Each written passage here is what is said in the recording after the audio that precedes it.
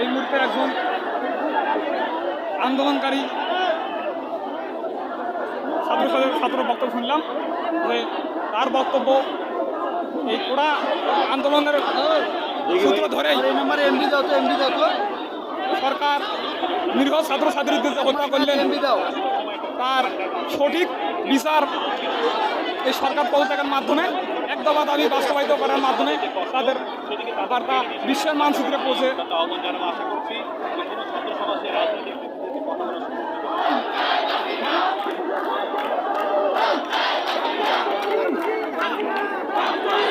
ছাত্রদের একটা বার্তা